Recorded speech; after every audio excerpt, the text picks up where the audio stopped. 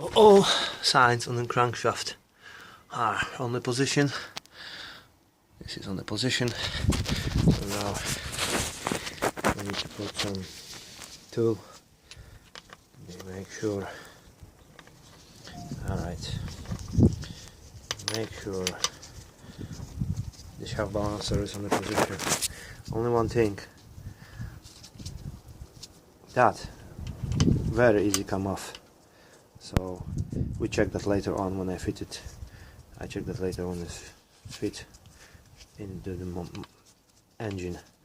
For now it's straight.